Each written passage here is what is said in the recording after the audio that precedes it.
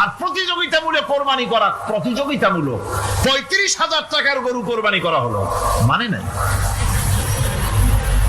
মানুষকে শুনাইয়া, মানুষকে দেখাইয়া যদি করা হয় কোনো ফল পাওয়া যাবে না। আমার বন্ধুগণ, আল্লাহ রাব্বুল আলামিন বলছেন মানুষকে দেখাবার জন্য দান সদকা করো না। ইন তুবদুস সাদাকাতি ফানি'ম্মা হিয়া ওয়া ইন তুখফুহা ওয়া তু'তুহাল ফুকারা ফাহুয়া খায়রুল লাকুম ওয়া ইউকাফিরু আনকুম মিন সাইয়্যাতিকুম। প্রকাশ্যভাবে খরচ করলে তা ভালো, আল্লাহ পাক বলছেন প্রকাশ্যভাবে খরচ করলে তা ভালো, কিন্তু গোপনে দান করা সবথেকে উত্তম। প্রকাশ্যে দান করতে গিয়ে যদি এটা এই জন্য হয় যে আমি দিলে পরে আরো একজন উৎসাহিত হয়ে দেবে, সমাজ কল্যাণ পরিষদের এত বড় বিশাল মাহফিল, 16 লক্ষ টাকা খরচ হবে, দিলাম আমি 1 লাখ টাকা, এটা শুনাইয়া বলার পর আমার কথা শুনিয়া আরো যাদের টাকা আছে তারা হয়তো 2 লাখ দেবে, এই চিন্তা করে যদি তারগিবের জন্য, উৎসাহ প্রদানের জন্য, ইন্সপিরেশনের জন্য যদি হয়, এই নিয়ত হলে ক্ষতি নেই। কিন্তু সর্বাবস্থায় দানটা গোপন হয় ভালো। আল্লাহ পাক বলেন গোপনে যদি তুমি দান করো তাহলে আমি রব্বুল আলামিন ওই গোপন দানের বিনিময় তোমার সমস্ত গোপনীয় গুনাহগুলি আমি রব্বুল আলামিন মাফ করে দেব, তোমার গোপন গুনাহগুলি মাফ করে দেব। আল্লাহ পাক বলছেন ওয়ামা তুনফিকুনা ইল্লা ইবতিগা ওয়াজহিল্লাহ, তোমরা যা কিছু খরচ করো তাতে আল্লাহর সন্তুষ্টি লাভ করা ছাড়া মনের মধ্যে অন্য কিছু যেন লক্ষ্য না থাকে, শুধুমাত্র আল্লাহর সন্তুষ্টি মনের মধ্যে তোমরা রাখবে। আর কাউকে কোন জিনিস দিয়ে তার কাছে অনুগ্রহ প্রকাশ করতে পারবে না, আমি তোমার এই উপকার করছিলাম, তুমি নেমো খারামের মতো আজ কথা বলো, এরকম বলে না। কাউকে কিছু দিয়ে অনুগ্রহ প্রকাশ করবে না, তার মনে ব্যথা দিবে না।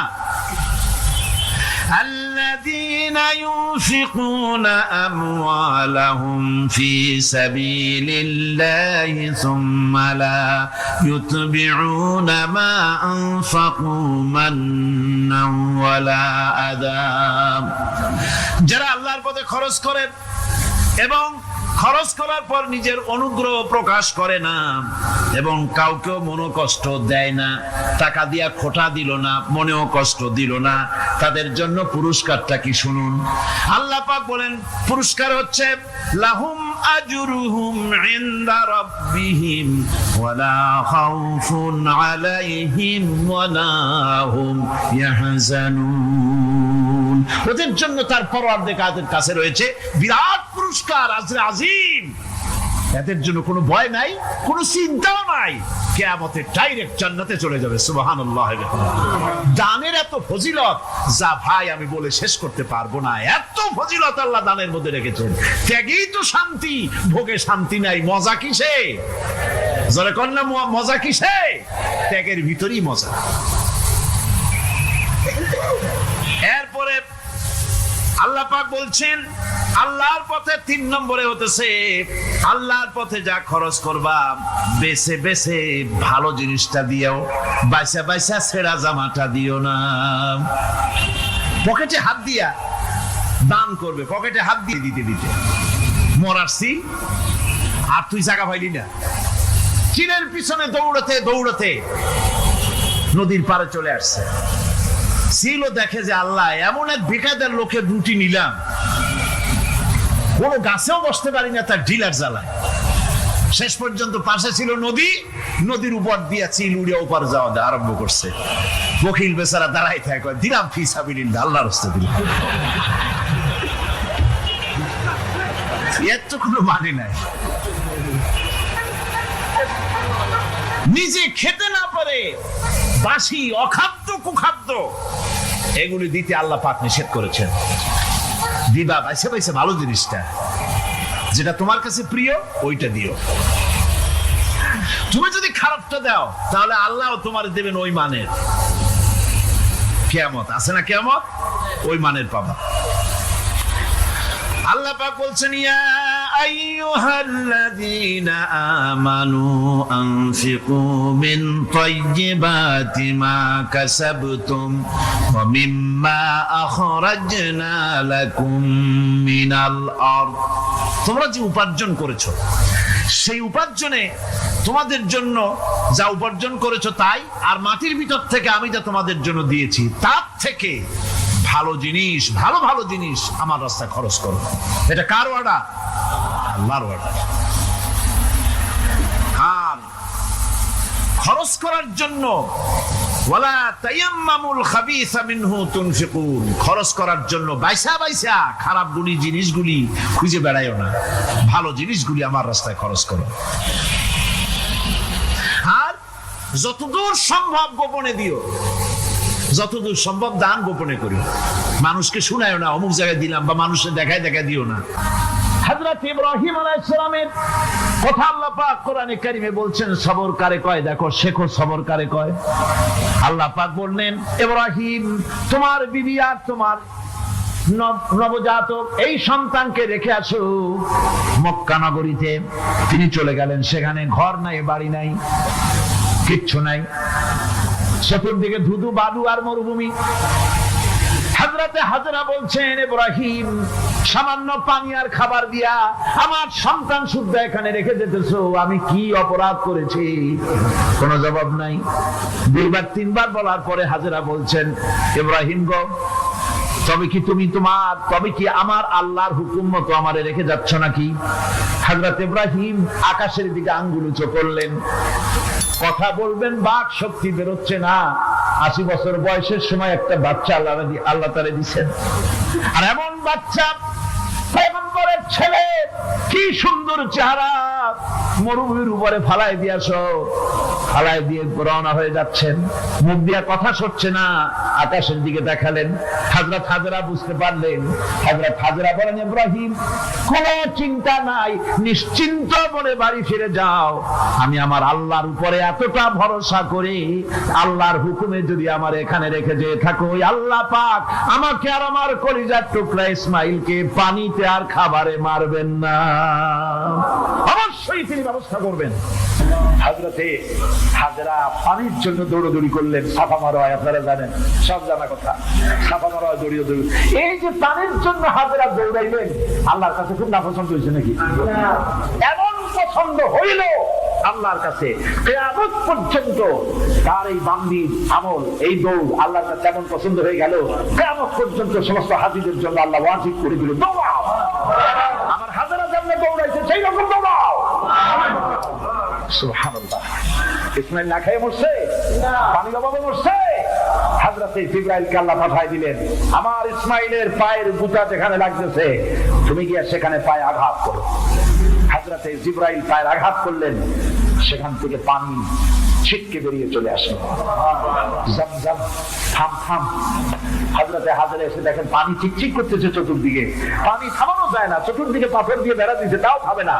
তারপরে তিনি বলছেন, জমজম, মানে থাম থাম। পানি থেমে গেল, কিন্তু পানির উৎস থামলো না। সেই পানি পৃথিবীর কোটি কোটি মানুষ আজ পান করে, লক্ষ লক্ষ মানুষ এই পানি দিয়ে গোসল করে। দুটা কাজ করছে কিনা? সুবহানাল্লাহ। এবার 3 নম্বরের পরীক্ষা, 3 নম্বর।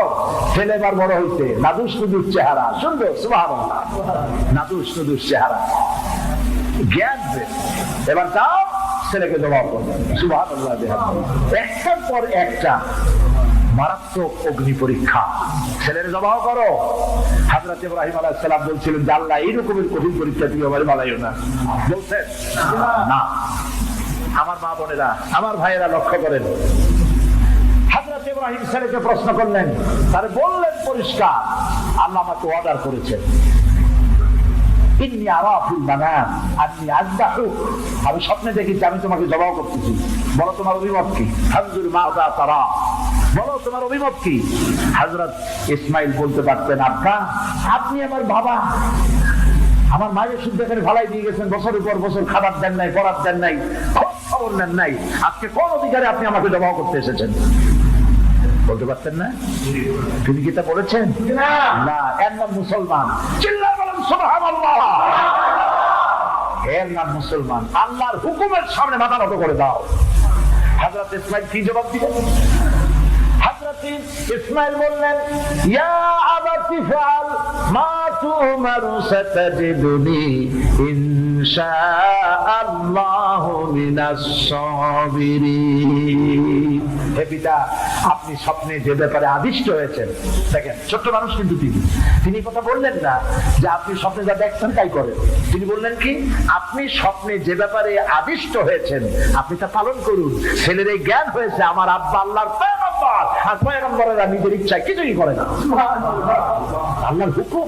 আপনি আমাকে ধৈর্যধারীদের মধ্যে পেয়ে যাবেন, আমাকে ধৈর্যধারী পাবেন। আমি ছটফট করবো না, দৌড় দেবো না। তবে আমার আব্বা তিনটা কাজ করেন।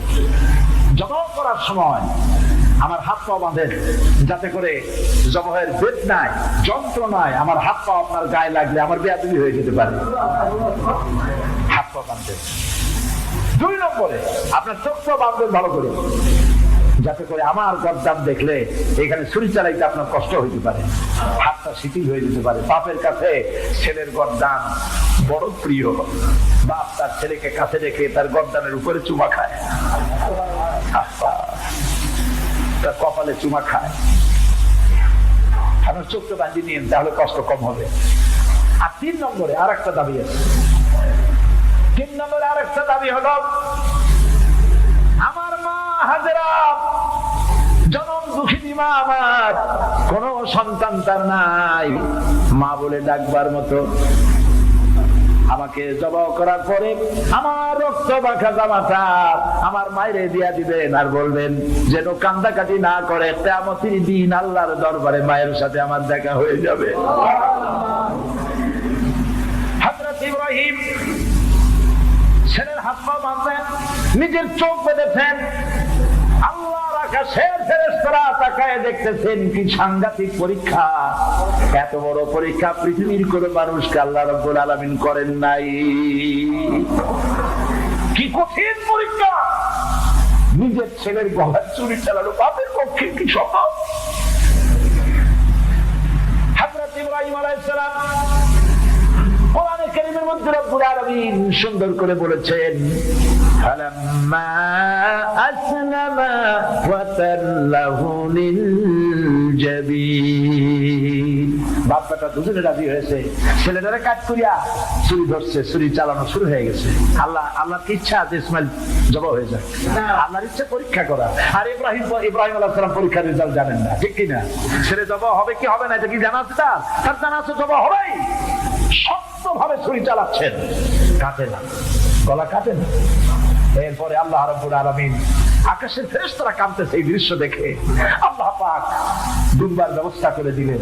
দুম্বা ইসমাইলকে, হযরত ইব্রাহিমের তো চোখ বাঁধা, ইসমাইল আলাইহিস সালামকে সরাইয়া দুম্বার সামনে দিয়েছে, দুম্বা জবাই হয়ে গেছে। সুবহানাল্লাহ। আল্লাহ রাব্বুল আলামিন হযরত ইব্রাহিমকে শোনায় দিলেন, وَنَادَيْنَاهُ أَن يَا إِبْرَاهِيمُ قَدْ صَدَّقْتَ الرُّؤْيَا إِنَّا كَذَلِكَ نَجْزِي الْمُحْسِنِينَ। আমি ইব্রাহিমকে দেখে বললাম, ইব্রাহিম তুমি তোমার স্বপ্নকে বাস্তবে রূপ দিয়েছো, আর আমি এইভাবে করে মুহসিনিনদেরকে পুরস্কৃত করে থাকি। সালামুন আলা ইব্রাহিম। ইব্রাহিমের উপরে আল্লাহর শান্তি নাযিল হোক। কিয়ামত পর্যন্ত পৃথিবীর কোটি কোটি মুসলমানেরা নামাজের মধ্যে ইব্রাহিম আলাইহিস সালামের জন্য দোয়া করবে। সুবহানাল্লাহ। দোয়া করেন না আপনারা? কোন সময়? দরুদের মধ্যে। দরুদ কিয়ামত পর্যন্ত দোয়া করো, তোমার নেতা, তোমার জাতির পিতা। মুসলমান কারে বলে? এর নাম মুসলমান। মদের ব্যবসা ছাড়তে পারবেন না, জুয়া ছাড়তে পারবেন না, সুদ ছাড়তে পারবেন না, আবার দাবি করবেন আপনি মুসলমান। মুসলমান হওয়া যাবে না, আল্লাহর কসম মুসলমান হওয়া যাবে না। মুনাফিক, মুনাফিক, মুনাফিক।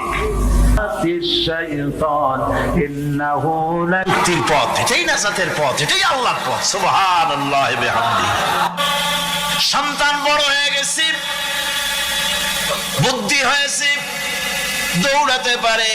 আল্লাহ রাব্বুল আলামিন হুকুম করলেন ছেলেকে জবাহ করো। কত বড় আগুনের পরীক্ষা!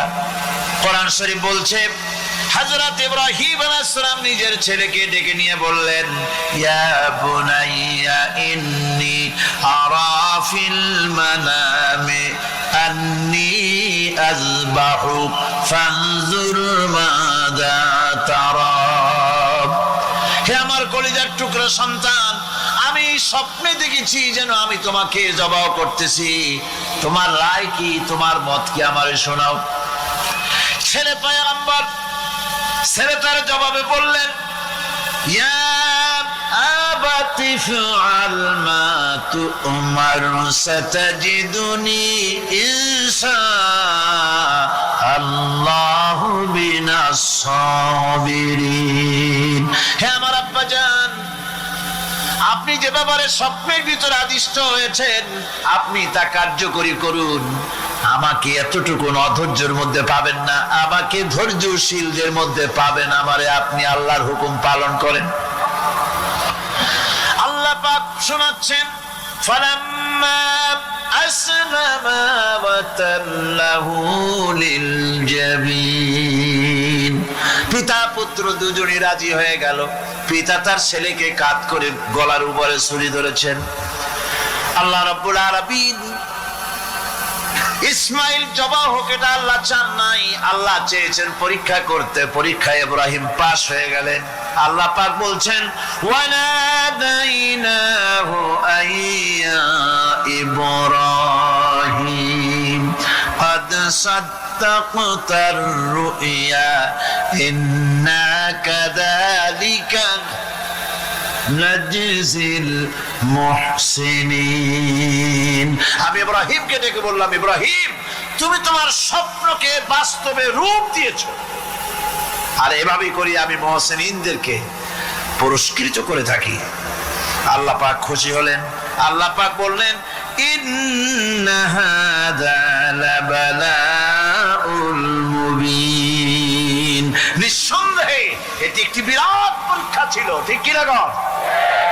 আল্লাহ নিজে বলছেন এটি একটি বিরাট পরীক্ষা, আজিম ইমতিহান।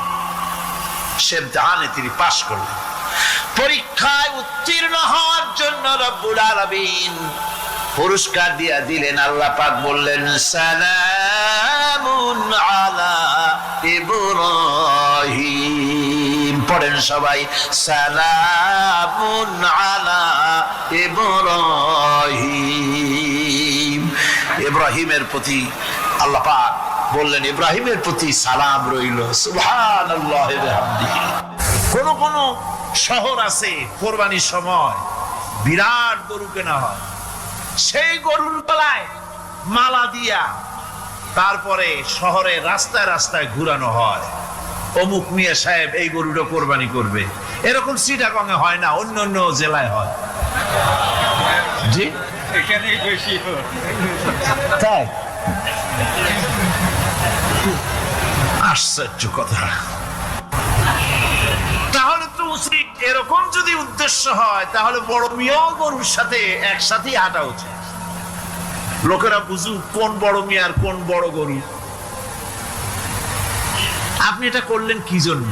এই কাজটা তো নিন্দনীয়।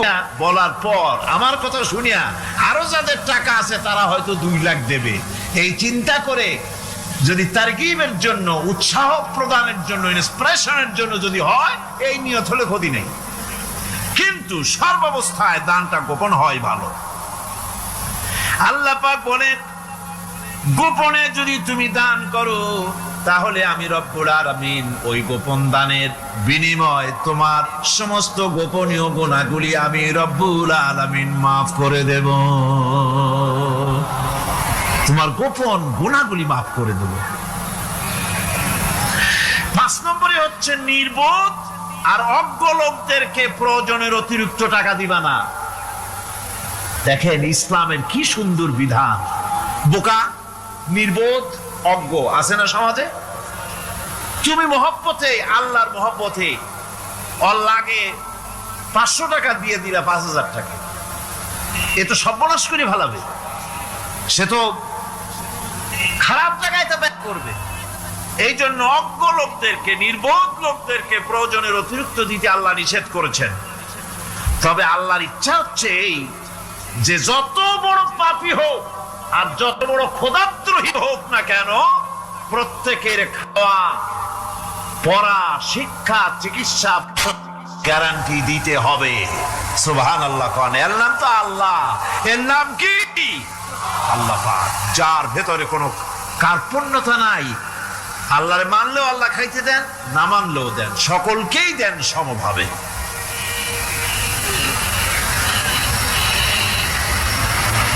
6 নম্বরে হচ্ছে কারো প্রয়োজন পূরণের জন্য যদি ধার দেওয়া হয়, যদি কাউকে ধার দেন, তা করার জন্য বারবার তাকে তাগাদা দেওয়া যাবে না। একথা শুনে যারা ঋণগ্রস্ত আছেন তারা আবার এই সুবিধাটা নিয়েন না। সামর্থ্য থাকতে যদি যার কাছ থেকে ধার এনেছেন তাকে যদি কষ্ট দেন, অবশ্যই আল্লাহর কাছে আসামি হতে হবে কিয়ামতের দিন, কোনো সন্দেহ নাই। আর যে ব্যক্তি ধার দিয়েছেন তিনি যদি বুঝতে পারেন যে এই লোকটি আসলেই নিয়ত ভালো কিন্তু দিতে পারতেছে না, তাহলে এমন লোককে বারবার তাগাদা দিতে আল্লাহ নিষেধ করেছেন। তাকে শরম দিও না, তাকে সময় দাও। وَإِنْ كَانَ ذُو عُسْرَةٍ فَنَذِرَةٌ إِلَى مَيْسَرَةٍ وَأَنْ تَصَدَّقُوا خَيْرٌ لَكُمْ إِنْ كُنْتُمْ تَعْلَمُونَ। ঋণগ্রস্ত ব্যক্তির আর্থিক অবস্থা খারাপ হলে সচ্ছল হওয়া পর্যন্ত তাকে সময় দাও। আর তাকে যদি ক্ষমা করে দিতে পারো সেটা তো অনেক ভালো কথা, আল্লাহ তোমার প্রতি রহম করবেন। যদি ক্ষমার তাকে যদি সে দিতেই পারবে না এমন অবস্থা যদি হয়, তাহলে তাকে তুমি ক্ষমা করে দিও। কিছু সংখ্যক লোক আছে যারা ধার নিয়ে আসলে ফাঁকি দিতে চায়, আছেন এমন সমাজে না? নাই। কিছু লোক আছে ধার নেয়, ভাই দেব 1 মাসের মধ্যে, কোনো সন্দেহ নাই। 6 মাস যায় তারপরেও দেয় না, অন্য কাজ করে মিটাই, অন্য কাজ মিটায়, কিন্তু এর টাকা পরিশোধ করে না। এরকম লোকও আছে, তারা আল্লাহর কাছে দায়ী হবে। একবার পত্রিকায় দেখেছিলাম কার বাড়িতে কার্টুন দিয়েছে, বাড়িতে বিরাট সাইনবোর্ড লাগাইছে কুকুর হইতে সাবধান। তার বন্ধু বলছে, ভাই তুমি কুকুর কিনলে কবে? কয় যে না, কুকুর কিনি নাই, সাইনবোর্ড লাগাইছি পাওনাদারদেরকে ঠেকাবার জন্য, যাতে সহজে বাড়ির মধ্যে না ঢোকে। এই চালাকিটা আর কেউ বুঝুক আর না বুঝুক, আল্লাহ পাক তো খুব ভালো করেই বোঝেন। 7 নম্বরের কথা হলো দান করার ব্যাপারে, যে আপনি দান করতে করতে যা আছে সব ফতুর করে ফেলাবেন, এটা কিন্তু ইসলাম চায় না। আপনার সন্তান সন্ততিকে বঞ্চিত করে, স্ত্রী পুত্রকে বঞ্চিত করে, নিজের পিতামাতা, নিকট আত্মীয়, ইয়াতীম, মিসকিন এবং আত্মীয় প্রতিবেশী তাদেরকে দিলে। আমি কিন্তু এখন যাকাতের কথা বলছি না, মা বাপকে যাকাত দেওয়া যাবে না। এটা হচ্ছে দান, সহযোগিতা করা, ইহসান করা। এই ইহসান মা বাপকে, প্রতিবেশী আত্মীয় যারা, মিসকিন যারা, এতিম যারা, অনাত্মীয় প্রতিবেশী যারা, চলার সাথী, প্রবাসী এবং নিজের চাকর চাকরানি যা কিছু আছে, এই সকলকেই এই সাহায্য করতে হবে, একথা আল্লাহ বলে দিয়েছেন। এবং আমরা যে আয়াত আলোচনা করতেছি সে আয়াতের ভিতরেও এই ফিরিস্তি আল্লাহ পাক বলে দিয়েছেন। আল্লাহর রাস্তায় যারা দান করবে তাদের সম্পর্কে আল্লাহ বলছেন এখন, মাসালুল লাযীনা ইউনফিকুনা আমওয়ালাহুম ফি সাবিলিল্লাহি কামাসালি হাব্বা। আল্লাহর রাস্তায় খরচ করা এর দৃষ্টান্ত হলো একটা দানার মতো, যেই দানাটা থেকে 7টা ডাল বেরিয়ে গেল। ফি কুল্লি সুমবালাতিন মিআতু হাব্বা, একটা দানা থেকে 7টা ডাল বেরোলো, এক একটা ডালে 7 100 করে দানা হলো, সব মিলাইয়া 700 দানা হয়ে গেল। والله يضاعف لمن يشاء والله واسع عليم। আল্লাহ পাক বলেন এই পৃথিবীতে একটা দানায় 700 দানা যে আল্লাহ রাব্বুল আলামিন তোমার হাতে ধরায় দিলেন, সে আল্লাহ পাকের ব্যাংকে যদি টাকা জমা রাখো, আল্লাহর রাস্তায় যদি খরচ করো, 700 গুণ বাড়ায় আল্লাহ তোমার হাতে ধরাইয়া দিবেন। আল্লাহু ইউদাইফু লিমান ইয়াশা, আর আল্লাহ ইচ্ছে করলে এর থেকেও বেশি তোমাকে দান করবেন। সুবহানাল্লাহ কোন জোরে। আর এই দান করতে হবে মরার আগে। কোন সময় দেবেন কোন? আমার দেশে বহু মুসলমান আছে যারা বলে হুজুর আসি আপনাদের পিছনে, যা বলেন আসি, জীবন দিয়া দেব। এরা খুব চালাক, জীবন দিতে চায়, মাল দিতে চায় না। আল্লাহ তো আগে জীবন চায় নাই। আল্লাহ আগে কি চেয়েছেন? কোন না আল্লাহ আগে কি চেয়েছেন? আল্লাহ চেয়েছেন মাল। وَتُجَاهِدُونَ فِي سَبِيلِ اللَّهِ بِأَمْوَالِكُمْ وَأَنفُسِكُمْ। আল্লাহ পাক বলেন জিহাদ করো আমার রাস্তায় মাল দিয়ে আর জান দিয়ে। মাল দাও আগে, মাল না দিয়া যদি আগে মরে যাও, মালটা তো থেকেই গেল। সুতরাং মাল আগে আমার রাস্তায় দাও। দেবা কখন? মরার আগে দাও। وَأَنفِقُوا مِمَّا رَزَقْنَاكُم مِّن قَبْلِ أَن يَأْتِيَ أَحَدَكُمُ الْمَوْتُ। আমার রাস্তায় খরচ করো মৃত্যু আসার আগে। فَيَقُولَ رَبِّ لَوْلَا أَخَّرْتَنِي إِلَى أَجَلٍ قَرِيبٍ।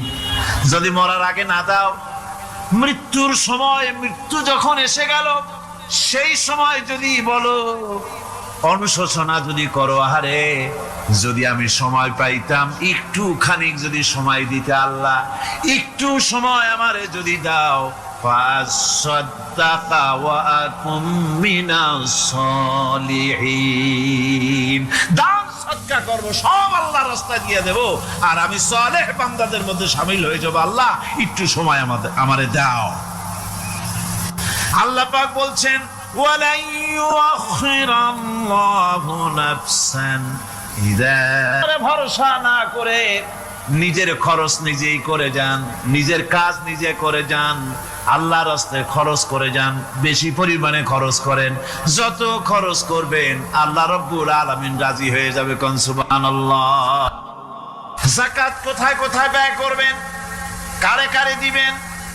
আল্লাহ রাব্বুল আলামিন বলেন ইন্নামাস সাদাকাতু লিল ফুকারা'i ওয়াল মাসাকিনি ওয়াল আমিলিনা আলাইহা ওয়াল মুআল্লাফাতি কুলুবুহুম ওয়া ফির রিকাব والغارمين وفي سبيل الله وابن السبيل فريضة من الله والله عليم حكيم।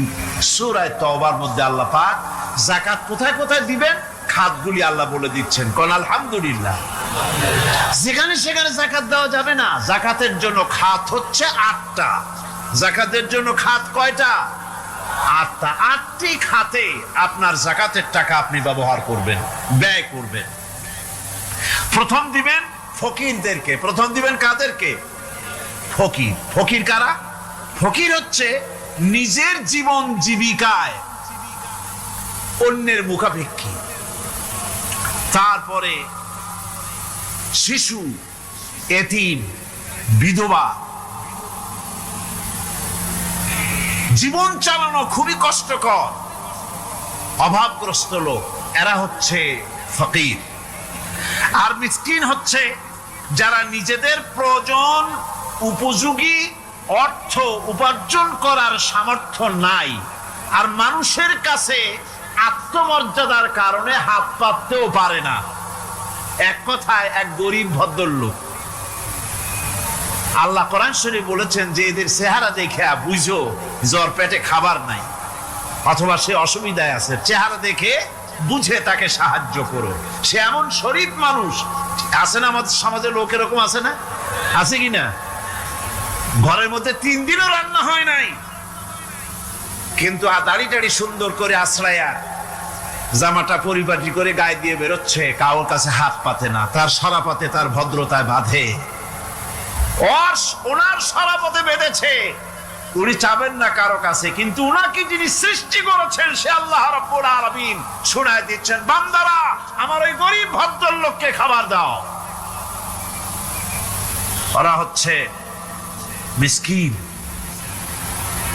এরপরে আমিলিন, 3 নম্বরে আমিলিন, অর্থাৎ যারা যাকাত সরকারি ভাবে যাকাত যারা আদায় করে, সেই আদায়কারীদেরকে এই যাকাতের টাকা দিয়ে তাদের সম্মানী দিতে বলা হয়েছে। ইসলামী গভর্নমেন্ট আসলে যাকাত তো আর আপনার খুশি মতো থাকবে না, যাকাত দিতে আপনি বাধ্য হবেন। যাকাত দিতে আপনি বাধ্য হবেন। যাকাত আদায় করবে গভর্নমেন্ট। কে আদায় করবে? গভর্নমেন্ট আদায় করবে, আর গভর্নমেন্ট ডিস্ট্রিবিউট করবে। ওয়াল মুআল্লাফাতিল কুলুব, মনতুষ্টির জন্য, যাদের মন জয় করতে হবে এই ধরনের লোকদেরকে।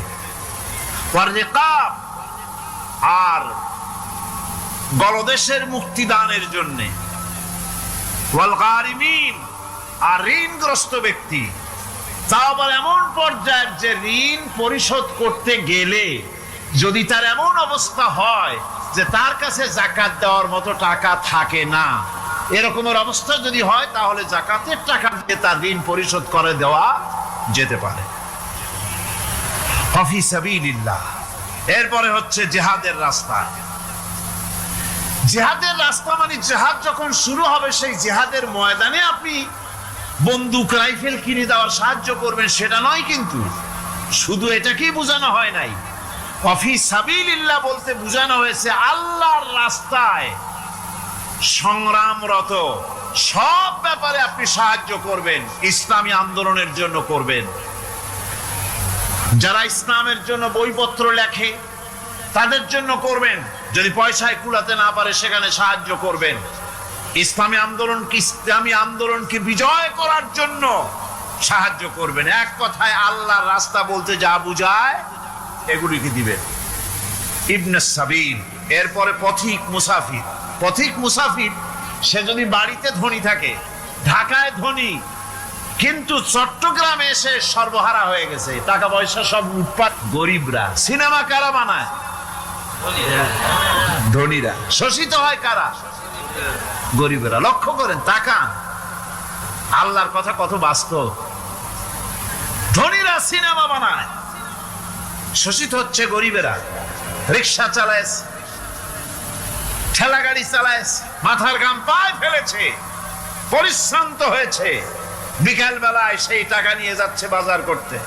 সিনেমা হলের সামনে যায় দেখে সর্বনাশ, যুবক একটা যুবতীর জড়ায় ধরছে 2 হাত দিয়া, নিচে লেখা কি যে প্রেম আর কত যে জ্বালা।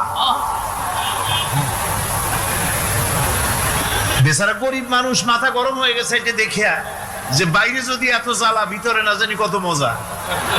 যে টাকা দিয়ে চাউল কিনতো সেই টাকা দিয়া টিকিট কিনে সিনেমায় ঢুকলো। এর মাথা ঘামানো পয়সাগুলি পাইলো কে? বড় লোকই পেল। বড় লোকেরা ব্যাংকে টাকা রাখে, গরিব মানুষেরা ব্যাংক থেকে টাকা লোন নেয়। কৃষি লোন নিল, গরু কিনলো, বীজ কিনলো, সার কিনলো। আকাশ থেকে বৃষ্টি হলো না, অনাবৃষ্টি অতিবৃষ্টি খরার কারণে ফসল হলো না। ব্যাংক কি তার লোন মাফ করবে? তার সুদ মাফ করবে? শেষ পর্যন্ত গরুটা বেচা, মায়ের হাতের বউ হাতের শেষ চুড়ি গাছা বিক্রি করে লোন পরিশোধ করলো। বড় লোকের টাকা ওখানে ছিল, ওই টাকায় আরো টাকা গিয়ে জমলো, আর গরিব ফতুর হয়ে গেল। এই জন্য আল্লাহ পাক বলেছেন সুদ হচ্ছে ওয়াহাল্লাল্লাহুল বায়আ ওয়া হাররামা রিবা। আল্লাহ পাক ব্যবসাকে করেছে হালাল, সুদকে করেছেন হারাম। এই সুদের মধ্যে 70টি গুনাহ, তার ছোট্ট গুনাহ হলো নিজের মায়ের সাথে জিনা করা। জোরে কোন নাউজুবিল্লাহ। মায়ের সাথে জিনা করার চাইতেও নিকৃষ্ট, এটা হলো ছোট গুনাহ। টের পাইছেন? এটাই হলো ছোট গুনাহ। তাহলে বড় গুনাহ কি? বড় গুনাহ হচ্ছে আল্লাহ আর তার রাসূলের সাথে যুদ্ধ করা। নাউজুবিল্লাহ পড়ে। সুতরাং এই সুদ ভিত্তিক অর্থ ব্যবস্থার,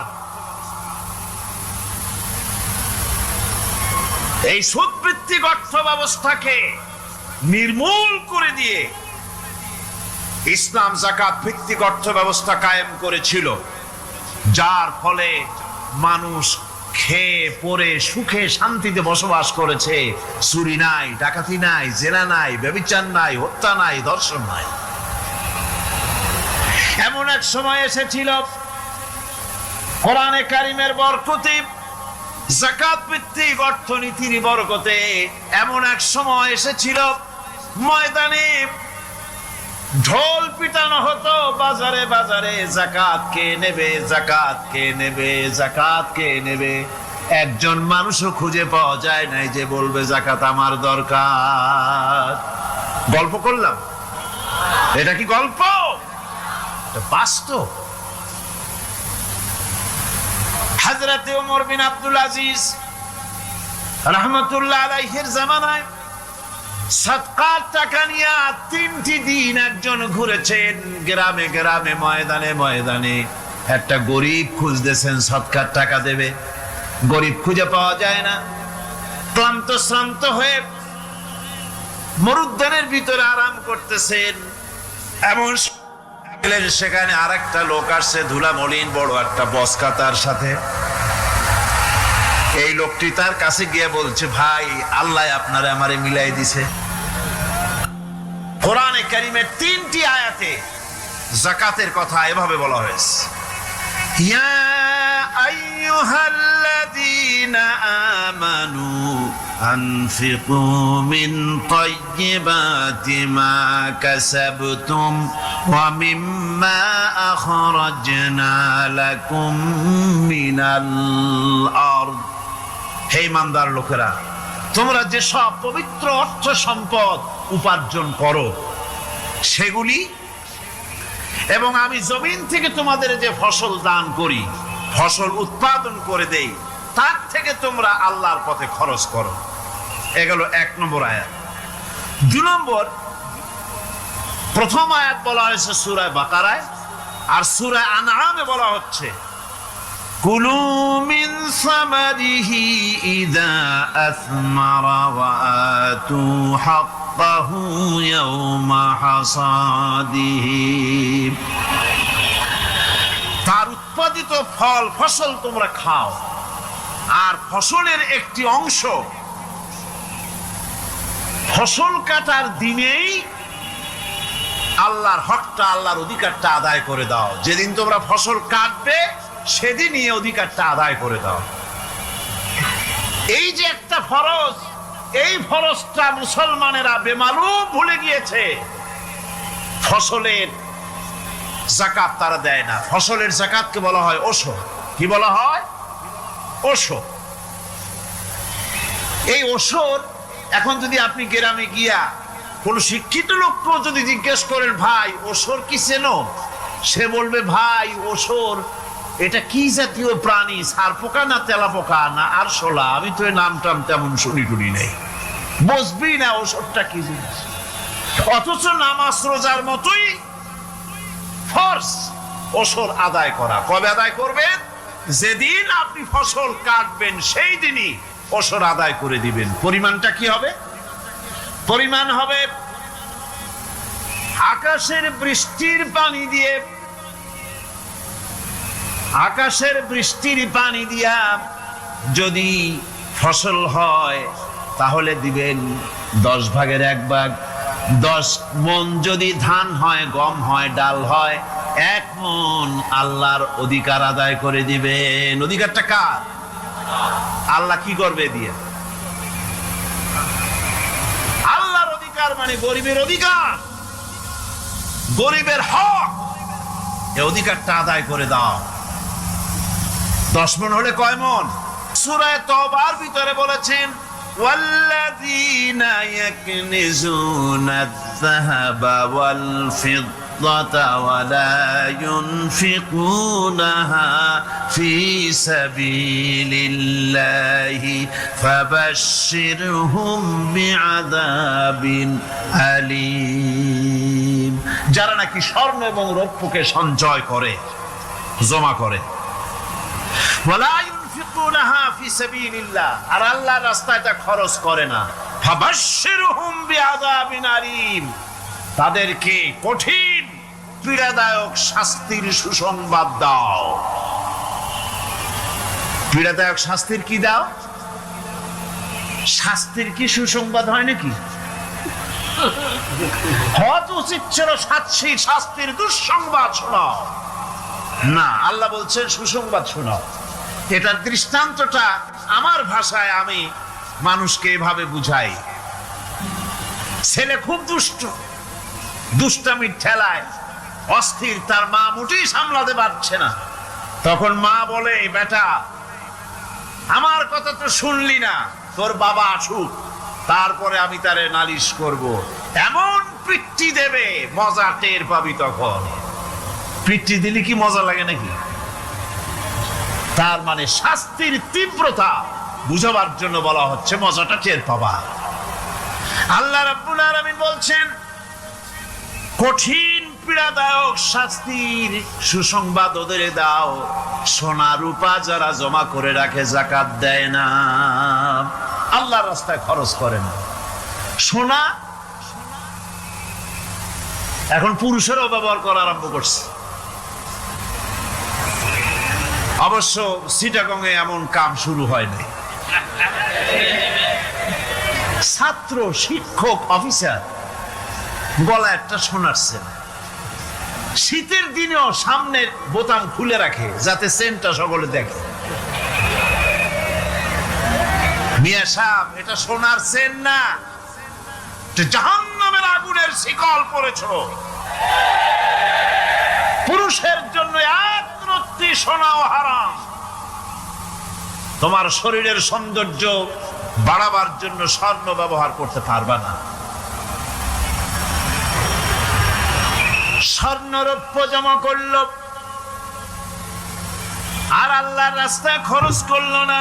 রব্বুল আলামিন বলেন, ইয়াউমা ইউহমা আলাইহা ফি নারি জাহান্নামা ফাতুকওয়া বিহা জিবাহুহুম ওয়া জুনুবুহুম। উনি বললেন, বল্টু সাহেব, আপনার ব্যালেন্স হচ্ছে 50,77,372 টাকা 79 পয়সা।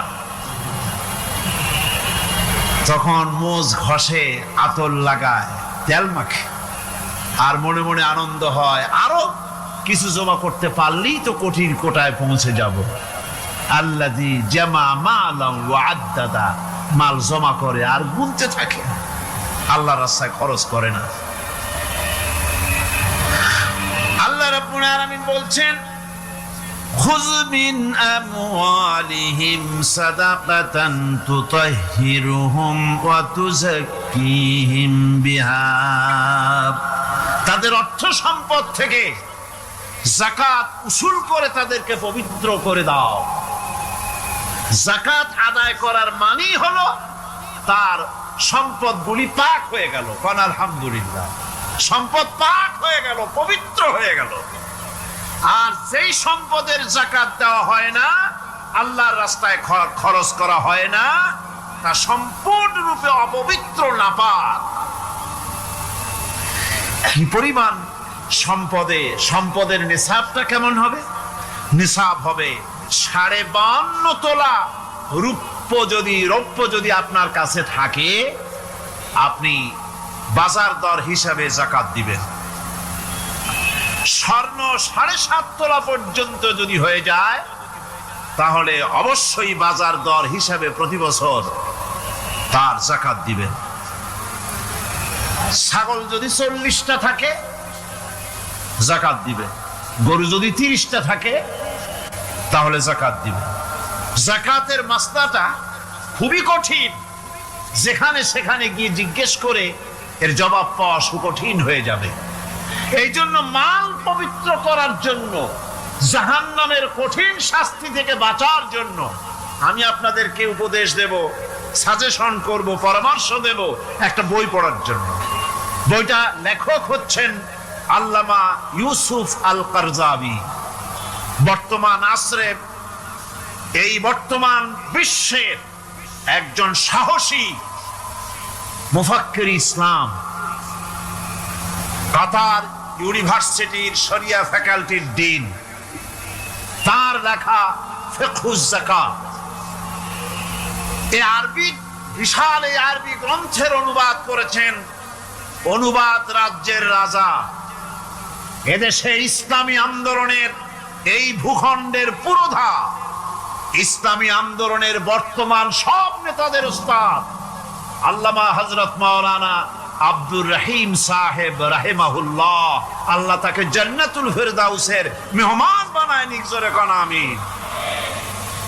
তিনি এটার অনুবাদ করেছেন। ইসলামে যাকাতের বিধান, ইসলামে, নামটা মনে রাখেন, ইসলামে যাকাতের বিধান। ইসলামী ফাউন্ডেশন বইটা বের করেছে, এত বড় 2টি খণ্ড। এই বইটি আপনারা সংগ্রহ করবেন। আল্লাহ রাব্বুল আলামিনকে জানতে চায়, চিনতে চায়, তার পদ্ধতি হচ্ছে তার সৃষ্টিকে জানা। তার সৃষ্টির মাধ্যমে তাকে চেনা যাবে। আল্লাহ পাক বলেন, আল্লাযীনা ইয়াযকুরুনাল্লাহা কিয়ামান ওয়া কুউদান ওয়া আলা জুনুবিহিম ওয়া ইয়াতাফাক্কারুনা ফী খালকিস সামাওয়াতি ওয়াল আরদ রাব্বানা মা খালাকতা হাযা বাতিলা সুবহানাকা ফাকিনা আযাবান নার। আল্লাযীনা ইয়াযকুরুনাল্লাহা কিয়ামান ওয়া কুউদান ওয়া আলা জুনুবিহিম, যারা দাঁড়িয়ে বসে। শুরু করছি। मुझको फ़वालो मुसाफिर न समझो,